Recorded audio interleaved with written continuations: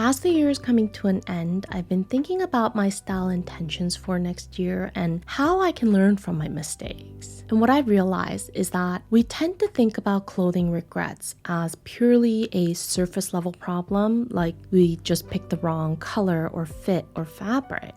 But I actually think that there might be something deeper that's also going on. As I went through my whole closet and all of my purchases of the year, I've noticed that the clothes I regret the most have less to do with aesthetics, but they're the pieces that push me to be more than who I am. They pressure me to either perform or explain or to justify my choices. But the pieces that feel just right, they feel so not because they fit my body type perfectly or they match my color season or because they're made of quality fabrics. It's actually because they don't make me question myself. These pieces make me feel like my presence is amplified in a way that feels natural rather than forced, and it helps draw the right kind of attention that makes people notice me for who I am, not who I'm trying to be. So today I want to explore why certain clothes just feel right while others never do, and what that's taught me about taste and alignment and ultimately trusting myself. When I think about why some pieces feel right and others don't, I've noticed that most of my regret is rooted in misalignment. Sometimes we buy things for aspiration. There's a version of us that we hope to become or that we think is expected of us, and we imagine that this particular dress or those shoes will transform us into that version. The thing is, when we try to step into that imagined self through style, that's when the pieces of clothes start asking us to perform, and we become hyper aware of ourselves in an unnatural and exhausting way, and I think that's exactly when regret creeps in. If we look at it through a scientific lens, our brains are constantly comparing our reality to our expectations, and they're evaluating whether our choices align with our values. So when a piece of clothing pushes us further away from who we are, it creates this sort of internal tension, and that's what we experience as discomfort or regret.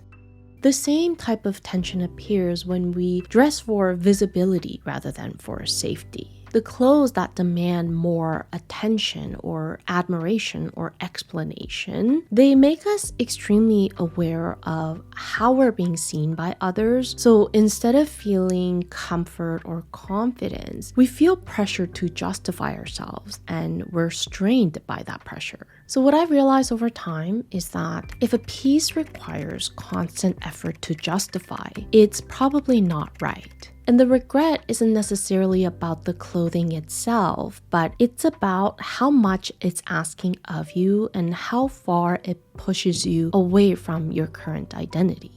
So then the next logical question would be, if regret forms when clothes ask too much of us by demanding performance or to be someone else, then what does it feel like when a piece truly works? I think the pieces that feel just right don't demand anything of us, but they make us feel natural and free. And like I said, the right kind of attention seems to follow that because people notice how you're not performing and you're just showing up as yourself. And that's why they become the pieces that ultimately last in our closets and the ones that we reach for on repeat. I didn't quite understand this fully until I saw the clear difference in my own closet. So I want to show you a couple of pieces to help explain what I'm talking about. One that never felt quite right and one that immediately did.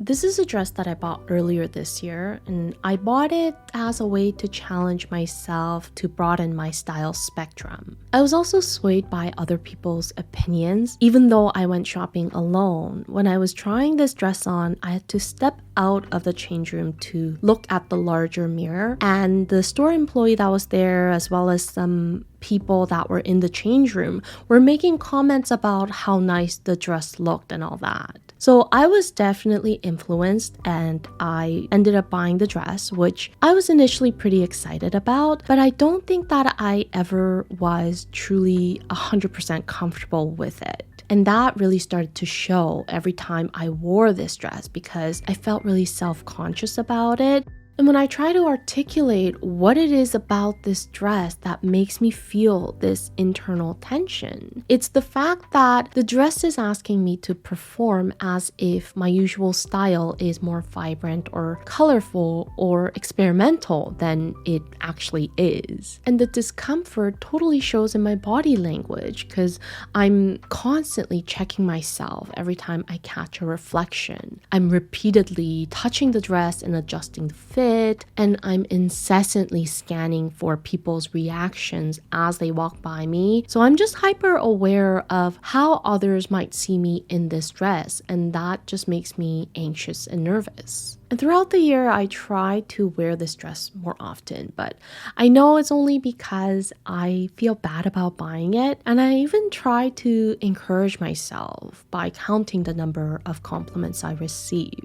And I'll be honest, a part of me does enjoy the vibrant energy of the dress and the amount of attention that it gets. But I also always feel a little torn by the internal tension, and ultimately it just makes me feel like I'm carrying more than the dress itself every time I wear it. So in the end, I decided to sell the dress because it pushes me away from my true self, and it demands effort and attention and performance in a way that makes me feel exhausted and constrained. And I thought this was a perfect example which proves the lesson that if a piece requires constant mental effort and justification, it usually isn't right. Now here's a different example of a piece that feels just right. It's this brown trench coat that I also bought earlier this year. And for me, this is a piece that doesn't demand any sort of explanation. I still feel stylish when I wear it. I don't feel invisible in it, but it doesn't ask for that extra attention in an unnatural way, and it simply lets me be. So this has really become a piece I can count on regardless of how little time I have to get dressed for the day. And this feeling of ease and flow allows me to reach for the item without much thinking or convincing. It boosts my presence in a subtle way without asking for anything in return, and that makes me feel both supported and aligned. I don't have to perform or feel self-conscious about it, and the right kind of attention follows without me feeling overwhelmed. Now, I know the trench coat might come across as a bit more neutral or basic compared to the dress in terms of style. So I'll give you another example that's a little more elaborate in terms of style, but that still feels just right for me. Here's a fur coat I actually bought last year, not this year, and both the color and style are not as neutral or quote-unquote safe as the trench coat. So objectively speaking, it's definitely a little more attention-grabbing, but even though it's more visibly elaborate or out there than the trench coat, it still doesn't make me feel like I have to put in more mental effort to justify. I still feel like myself in it. I feel confident. I'm not uncomfortable receiving compliments about the piece, and most importantly, I feel supported wearing this rather than feeling drained. So looking at the clothes that feel right versus the ones that don't, I've noticed that there's a clear pattern between resonance and regret. And the main difference is about how much energy it either gives me or takes from me.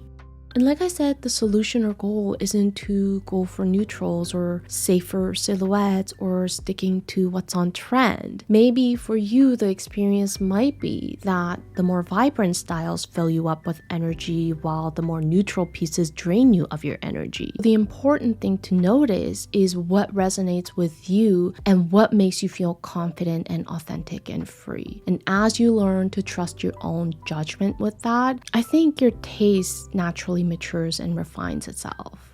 A couple of simple questions I've started asking myself these days when I'm thinking about adding something new to my wardrobe are, does this feel like it supports me? And will this still feel right when no one else sees it? I think it helps to notice how a piece makes you feel not just in public, but also in private when no one is watching.